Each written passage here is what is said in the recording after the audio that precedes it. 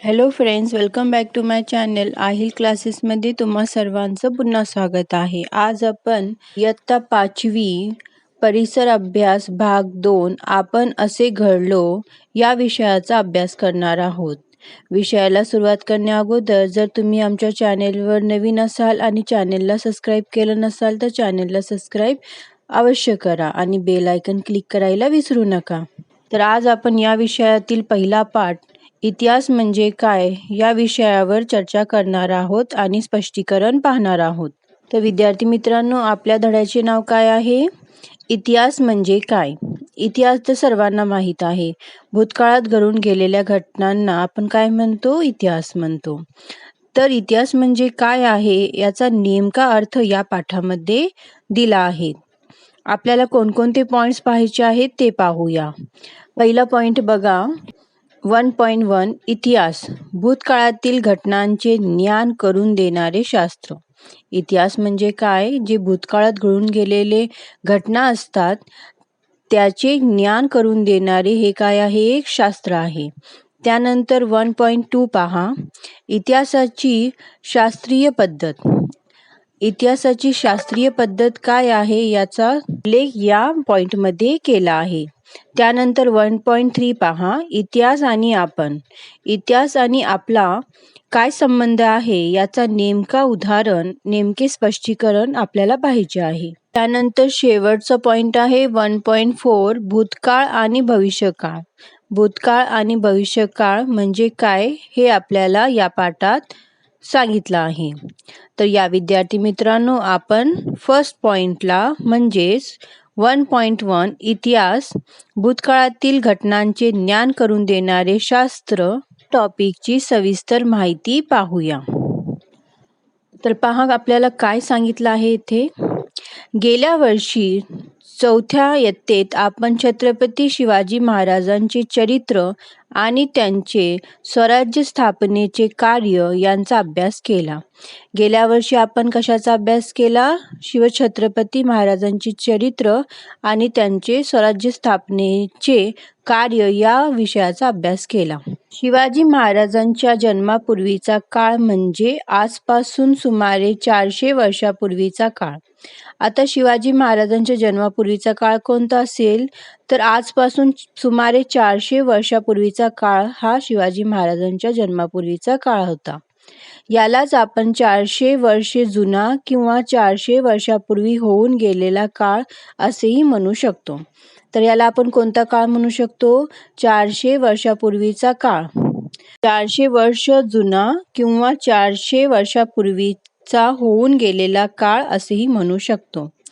आपण व्यवहाराच्या साठी काळाचे वेगवेगळ्या पद्धतीने भाग पाडत असतो. तर आपण आपल्या रोजच्या दैनंदिन व्यवहारासाठी काळाचे वेगवेगळ्या पद्धतीने काय करतो? विभाजन करतो, त्याचे भाग पाडतो. तर त्या कोणकोणत्या आहेत ते पाहूया. आत्ता, थोड्या वेळापूर्वी, थोड्या वेळानंतर किंवा आज, काल, उद्या किंवा या वर्षी, पुढील वर्षी इत्यादी शब्द प्रयोग करताना आपल्या नकळत आपण मनातल्या मनात काळ मोजत असतो. आता आपण नकळत हे सर्व शब्द वापरतो. आज, उद्या, काल, थोड्या वेळाने, थोड्यानंतर, या वर्षी, पुढील वर्षी असे आपण नकळत काय करतो? काळाचे विभाजन करतो. त्यामध्ये आत्ता, आज, या वर्षी इत्यादी शब्दांनी लक्षात येणारा काळ म्हणजे वर्तमान काळ. वर्तमान काळासाठी आपण कोणकोणते शब्द वापरतो? आत्ता, आज, या वर्षी. म्हणजे आत्ता जे घडलं आहे, आज जे घडणार आहे, या वर्षी जे होणार आहे, हे सर्व काळ कशामध्ये समावेश होतो? वर्तमान काळामध्ये. थोड्या वेळापूर्वी, काल, गेल्या वर्षी इत्यादी शब्द भूतकाळ दर्शवितात. आता भूतकाळ दर्शविण्यासाठी आपण कोणत्या शब्दांचा वापर करतो? थोड्या वेळापूर्वी, काल, गेल्या वर्षी इत्यादी शब्दांचा वापर आपण कोणता काळ दर्शवण्यासाठी करतो? भूतकाळ. थोड्या वेळानंतर, उद्या, पुढील वर्षी इत्यादी शब्दांनी भविष्यकाळ समजतो. आता भविष्यकाळ समजण्यासाठी किंवा भविष्यकाळ मोजण्यासाठी आपण उद्या, पुढील वर्षी, थोड्या वेळानंतर अशा शब्दांचा काय करतो? वापर करतो आणि या शब्दामुळे आपल्याला कोणता काळ समजतो तर भविष्यकाळ समजतो. निघून गेलेला क्षण हा भूतकाळ असतो. जो क्षण निघून गेलेला आहे, आता जे आपण वरती वाचन केले आहे तेही कशात गेले आहे आता भूतकाळामध्ये. आता जे आपण वाचत आहे ते कशात आहे वर्तमान काळामध्ये. आता जे पुढे येणार आहे ते काय आहे आपला भविष्य आहे. आताचा चालू क्षण हा वर्तमान काळ असतो आणि भविष्य काळ हा अजून यायचा असतो. म्हणजे पुढचा व्हिडिओ येणार आहे तुमच्यासाठी तर ते काय आहे भविष्य आहे आणि मागे जे गेला आहे ते काय आहे भूतकाळ आहे आणि जे आता आपण बोलत आहे तो कोणता काळ आहे वर्तमान काळ आहे. काळात अनेक घटना घडून गेलेल्या असतात. उदाहरणार्थ आज आपले वय 10 वर्ष असेल तर आपल्या वयाची घटना भूतकाळात 10 वर्षापूर्वी घडली असा त्याचा अर्थ होईल. म्हणजे तुम्हाला माहिती भूतकाळात अनेक घटना घडलेल्या असतात. आज आपण 10 वर्षाचे आहे तर आपल्या जन्माची घटना ही कशात जाईल भूतकाळामध्ये जाईल याचा अर्थ असा होतो. त्याचप्रमाणे 10 वर्षांनी म्हणजे आता येथे पहा आपल्याला 3 चित्रे दिली आहेत. पहिल्या चित्रामध्ये बाळ दिलं आहे, दुसऱ्या चित्रामध्ये मुले शाळेत जात आहे आणि तिसऱ्या चित्रामध्ये आपले भविष्य सांगितले आहे. तर पहिला चित्र हा भूतकाळ आहे. जन्मदिवस 10 वर्षापूर्वी. आपण 10 वर्षापूर्वी कसे होतो या पद्धतीचे. हा आपला काय आहे भूतकाळ आहे. वर्तमान काळात आपण किती वर्षाचे आहेत आम्ही 10 वर्षाचे आहोत आणि भविष्य काळात आम्ही 20 वर्षाचे होईल 10 वर्षांनी. म्हणजे आजपासून पुढच्या 10 वर्षांनंतर आपण काय होईल याचं येथे उदाहरण दिलं आहे. या उदाहरणावरून तुम्हाला कळलं असेल की भूतकाळ, वर्तमान काळ आणि भविष्य काळ काय असतं. त्यानंतर पुढे पहा. भविष्यात आपले वय 20 वर्ष असेल. आपल्या जन्मदिवसापासून आजपर्यंतचा म्हणजे निघून गेलेला काळ हा आपला म्हणजे एका व्यक्तीच्या आयुष्यातील भूतकाळ होय. जर आपण आज 20 वर्षाचे आहे तर आपल्या जन्मापासून आजपर्यंतचा जो आपला काळ असतो, जो निघून गेलेला काळ असतो तो कोणता काळ असतो आपला भूतकाळ असतो. भूतकाळात घडलेल्या घटना समजून घेण्याच्या शास्त्राला इतिहास म्हणतात. तर इतिहास कशाला म्हणतात? भूतकाळात घडलेल्या घटना समजून घेण्याच्या शास्त्राला काय म्हणतात? इतिहास म्हणतात. त्यानंतर सेकंड पॉइंट पहा 1.2 इतिहासाची शास्त्रीय पद्धत. इयत्ता 3री व 4थी मध्ये परिसर अभ्यास या विषयाच्या पाठ्यपुस्तकात आपल्याला वेगवेगळ्या शास्त्राची ओळख झालेली आहे. इयत्ता 3री आणि 4थी मध्ये आपल्याला परिसर अभ्यास या विषयाच्या पाठाचा आपण अभ्यास केलेला आहे आणि त्या पाठामध्ये आपल्याला शास्त्राची ओळख झालेली आहे. कोणताही पुरावा प्रत्यक्ष प्रयोगाच्या कसोट्यावर पुन्हा पुन्हा तपासून पाहता येणे हे या सर्व शास्त्राचे वैशिष्ट्य असते. काय की कोणताही पुरावा प्रत्यक्ष जेव्हा पुरावा असेल तर ते पुरावा प्रयोगाच्या आधारावर काय केला जातो पुन्हा पुन्हा तपासला जातो. त्या शास्त्राचे हे काय आहे वैशिष्ट्य आहे. त्यानंतर पुढे पहा. प्रत्येक पुरावा वेगवेगळ्या कसोट्यावर तपासून तो विश्वास ठेवण्याजोगा आहे की नाही हे ठरविण्याच्या पद्धतीला शास्त्रीय पद्धत असे म्हणतात. आता जे ते पुरावे असतात प्रत्येक पुरावे वेगवेगळ्या कसोट्यांवर तपासून पाहिले जातात आणि ते विश्वास ठेवण्यायोग्य आहे का नाही हे ठरविण्याच्या पद्धतीला आपण काय म्हणतो शास्त्रीय पद्धत म्हणतो. आपल्या जन्मापासूनच्या अनेक गोष्टी आपल्याला माहीत नसतात. असले तरी आजी आजोबा, आई वडील इत्यादी माणसे आपल्या लहानपणाच्या गमतीच्या गोष्टी सांगत असतात. म्हणजे आपल्या जन्मापासून खूप साऱ्या गोष्टी घडलेल्या असतात. ते सर्व आपल्याला आठवण नसतात. पण त्या गोष्टी आपण आपल्या आजी आजोबांकडून, वडिलांकडून आपल्याला त्या गोष्टी ऐकायला मिळतात की आपण लहानपणी तुम्ही असे होता, तुम्ही असे करायचा. तर अशा गमतीदार गोष्टी आपल्याला आई वडिलांकडून, आजी आजोबांकडून ऐकायला मिळतात. एकाच व्यक्तीची आठवण वेगवेगळ्या व्यक्ती सांगतात तेव्हा त्यांच्या सांगण्यात थोडाफार फरक पडू शकतो. अशा वेळेस नेमके बरोबर कोणते असा प्रश्न आपल्याला पडतो. नेमके बरोबर कोणते हे ठरविण्यासाठी सांगितल्या गेलेल्या गोष्टीची बारकाईने तपासणी करावी लागते.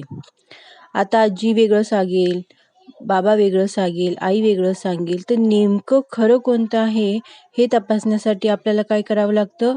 बारकाईने ते तपासावं लागतं. भूतकाळातील घटना पुन्हा जशाच्या तशा घडवून आणण्याचा प्रयत्न करणे शक्य नसते. त्यामुळे इतिहास मांडण्याची पद्धत इतर शास्त्रापेक्षा वेगळी आहे. आता भूतकाळात ज्या घटना घडल्या आहेत त्या जसेच्या तशी आपण मांडू शकत नाही. त्यामुळे ती मांडण्याची जी पद्धत आहे ते शास्त्र वेगळं आहे. असे असले तरी त्यातील पुरावा शोधण्यासाठी, तपासण्यासाठी आणि जुळविण्यासाठी शास्त्रीय पद्धतीचाच उपयोग केला जातो. आता ते तपासण्यासाठी काय करावं लागतं? जे पुरावे आहेत ते शोधण्यासाठी, तपासण्यासाठी किंवा त्याची जुळवणूक करण्यासाठी आपल्याला कशाचा उपयोग करावा लागतो? शास्त्रीय पद्धतीचाच उपयोग करावा लागतो. त्यासाठी आवश्यकता असेल तर इतर शास्त्राची मदत घेतली जाते. जर ते पुरावे आपल्याला सिद्ध करायचे असेल तर त्यासाठी वेगवेगळ्या शास्त्राची काय करावी लागते? मदत घ्यावी लागते. हे सर्व विचारात घेऊन इतिहास हे एक शास्त्र आहे असे म्हटले जाते. इतिहास केवळ कल्पनेच्या आधारे लिहिता येत नाही किंवा लिहिला जात नाही. तर इतिहास लिहिण्यासाठी आपल्याला अनेक शास्त्रांची आवश्यकता असते. तर इतिहास हे एक शास्त्र आहे असे म्हटले जाते. इतिहास केवळ कल्पनेच्या आधारे लिहिता येत नाही. म्हणजे कल्पना केली की त्याच्यात हे झाले असेल, याच्या आधारे इतिहास लिहिता येत नाही. इतिहासासाठी आपल्याला ती जी कल्पना आहे, ते जे विचार आहे ते आपल्याला काय करावे लागते? शास्त्राच्या पद्धतीने सिद्ध करावे लागते. त्या खाली पहा, काही इतिहासाची साधने दिली आहेत, भांडी दिली आहेत. ही भांडे इतिहासामध्ये सापडली होती. म्हणजे जे घडून गेलेले आहे त्या काळामध्ये या वस्तूंचा वापर झाला होता. काही नाणी दिली आहेत, ताम्रपात्र दिले आहेत, ग्रंथ व हस्तलिखिते दिले आहेत. तर या सर्वांना आपण काय म्हणू शकतो? इतिहासातील साधने म्हणू शकतो. इतिहासाची साधने असे म्हणू शकतो. त्यानंतर पुढे पहा, प्राचीन वस्तू, वास्तू, शिल्पे, भांडी, नाणी, कोरीव लेख, ताम्रपत्र, ग्रंथ, हस्तलिखिते, लोकांच्या स्मरणात असलेल्या कथा, कहाण्या, लोकगीते इत्यादींना इतिहासाची साधने असे म्हणतात. आता इतिहासाची साधने कशाला म्हणतात असा जर आपल्याला प्रश्न विचारला तर आपण लिहू शकता की प्राचीन वस्तू, वास्तू, शिल्पे, भांडी, नाणी, कोरीव लेख, ताम्रपत्र, ग्रंथ, हस्तलिखिते, लोकांच्या स्मरणात असलेल्या कथा, कहाण्या, लोकगीते इत्यादींना आपण काय म्हणतो? इतिहासाची साधने असे म्हणतात. या साधनांचे भौतिक, लिखित आणि मौखिक असे 3 प्रकार पडतात. तर इतिहासाच्या साधनांचे किती प्रकार पडतात? 3 प्रकार पडतात. एक भौतिक, लिखित आणि मौखिक. भौतिक याने ज्या वस्तू सापडल्या आहेत त्याच्यावरून, लिखित याने काही वस्तूंवर लिखित अशी माहिती असते त्याच्यावरूनही आपण इतिहास समजू शकतो. आणि मौखिक म्हणजे कुणाच्या स्मरणात असलेल्या गोष्टीवरून, कथांवरून, कहाण्यांवरून, लोकगीतांवरून पण आपण काय करू शकतो? इतिहास समजून घेऊ शकतो. भूतकाळात नेमके काय आणि कसे घडले याचा शोध घेण्यासाठी या साधनांमधून मिळणाऱ्या पुराव्याच्या खरेखोटेपणाची कसून तपासणी केली जाते. आता इतिहासात नेमकं काय घडलं आहे आणि कसं घडलं आहे याचा शोध घेण्यासाठी आपल्याला भौतिक, लिखित आणि मौखिक या साधनातून आपण काय करू शकतो? त्या पुराव्याचे खरेखोटेपणाची कसून तपासणी करू शकतो. कसोटीला उतरलेल्या पुराव्याच्या आधारे भूतकाळातील घटना क्रमवार जुळवून इतिहासाची मांडणी केली जाते. ही शास्त्रीय पद्धत होय.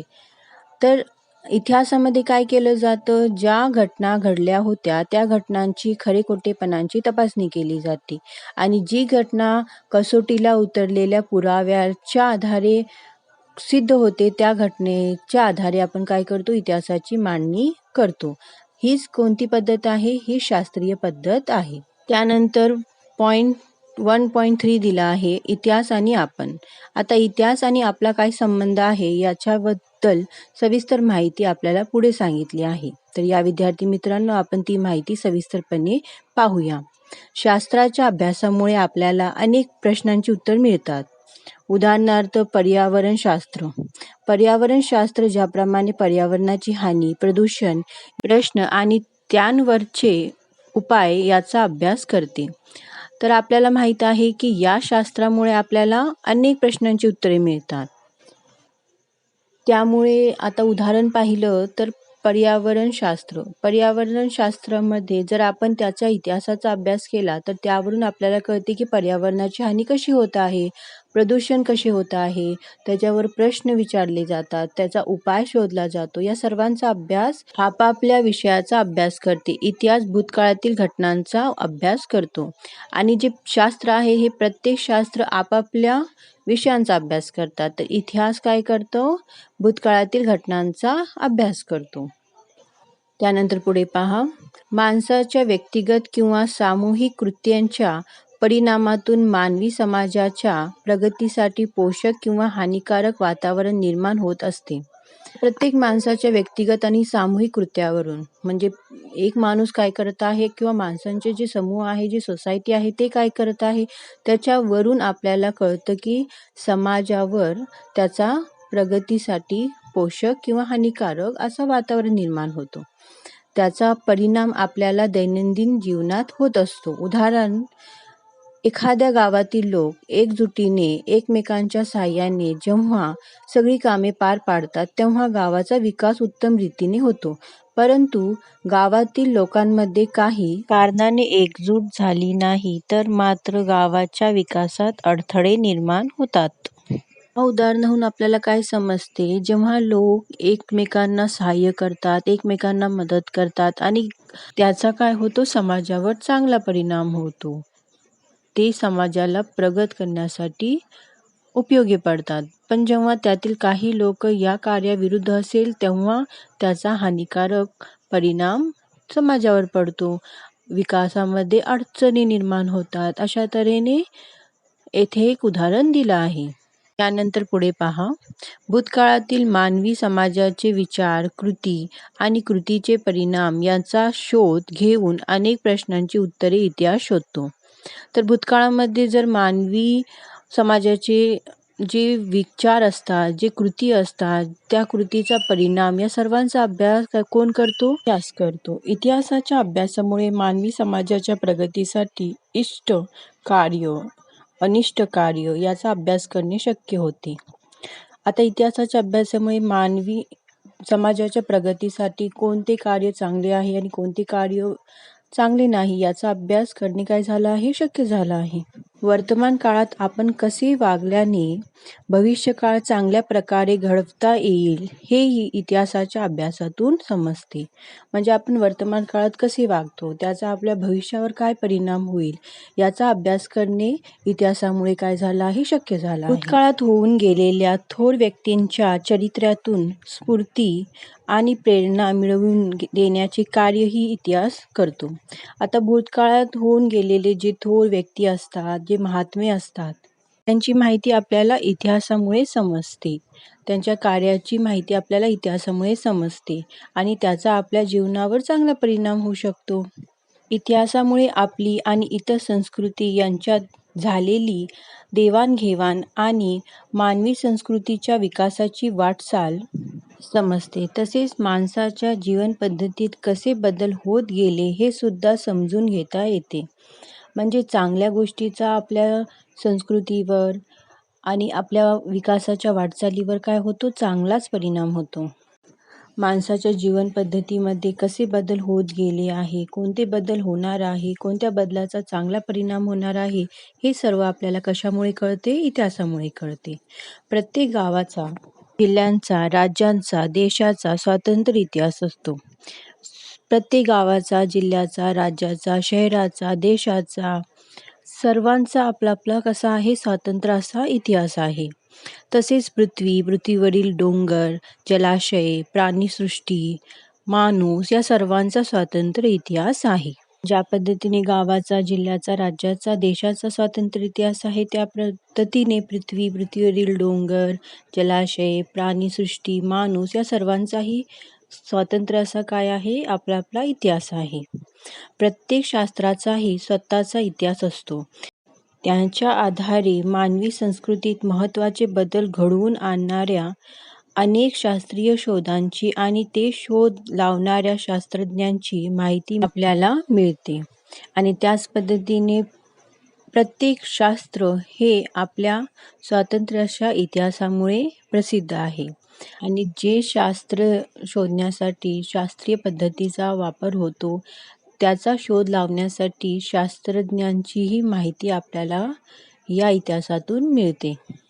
त्यानंतर शेवटचा टॉपिक आहे 1.4 भूतकाळ आणि भविष्यकाळ. भूतकाळ, वर्तमानकाळ आणि भविष्यकाळ हे विविध घटकांच्या अखंड साखळ्याने जोडलेले असतात. काय सांगितलं आहे की भूतकाळ, वर्तमानकाळ, भविष्यकाळ हे अखंड साखळ्याने काय असतात, एकमेकांशी जोडलेले असतात. उदाहरणार्थ पहा, इथे काय दिलं आहे.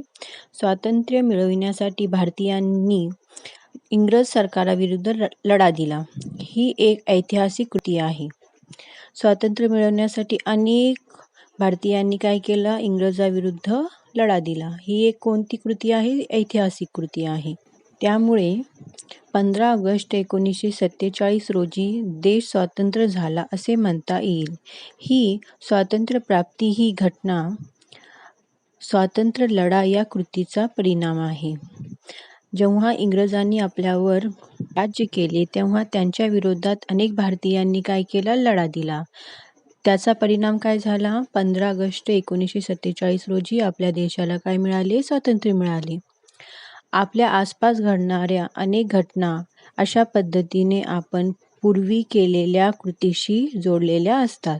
त्यामुळे आपल्यालाही हेही कळते की पूर्वी केलेल्या म्हणजेच भूतकाळातील कृतीवर भविष्यकाळ अवलंबून असतो. याचा अर्थ असा आहे की जर भारतीयांनी इंग्रजाविरुद्ध लढा केला नसता, त्या भूतकाळाचा आपल्या भविष्यावर म्हणजे आज आपण जे जीवन जगतो ते जीवन आपल्याला जगायला मिळालं नसतं. त्यामुळे आपल्यालाही हे कळते की पूर्वी केलेल्या म्हणजेच भूतकाळातील कृतीवर भविष्यकाळ अवलंबून असतो. हे आपल्याला यावरून समजते.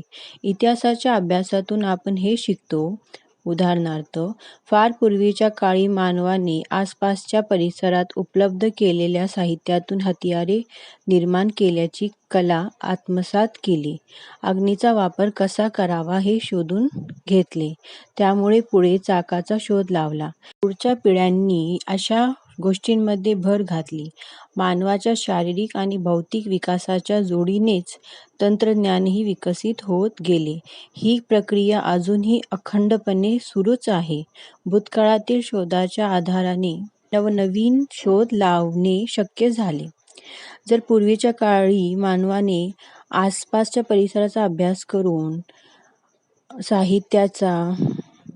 साहित्यातून हत्यारे निर्माण करण्याचा, अग्नीचा वापर कसा करावा, चाकाचा शोध लावला, या सर्वांचा उपयोग आपल्याला भविष्यकाळामध्ये झाला. आता त्यावरही काय होत आहे, नवनवीन असे तंत्रज्ञान विकसित होत आहे. तर त्याचा आपल्याला भविष्यकाळामध्ये चांगला परिणाम बघायला मिळतो.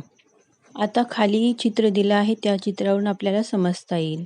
भूतकाळातील शोध आणि तंत्रज्ञान. भूतकाळामध्ये काय केलं, पहिलं धोंड्याच्या साहाय्याने त्यांनी अग्नीचा निर्माण केला. वर्तमान काळातील शोध काय झालं, त्या अग्नीचा वापर करून अन्न शिजवू लागले. त्याच पद्धतीने सूर्याच्या किरणांचा वापर करून सौरचुलाचा विकास झाला. म्हणजेच भूतकाळातील शोधाचा उपयोग हा वर्तमान काळामध्ये झाला आणि त्याचा उपयोग आपल्याला कुठे होईल, भविष्यकाळातही होईल. आज भविष्यकाळात आपण पाहतो छोटे मुलेही काय करतात, संगणकाचा वापर करतात, नवनवीन तंत्राचा वापर होतो. हे सर्व कशामुळे घडले, हे सर्व भूतकाळात केलेल्या प्रगतीमुळे भविष्यकाळात आपल्याला काय होतो, त्याचा उपयोग होतो. जर तुम्हाला हा व्हिडिओ आवडला असेल तर या व्हिडिओला लाईक करा, आमच्या चॅनलला सबस्क्राईब करा. भेटूया आणखी एका टॉपिकसह. तोपर्यंत थँक्यू.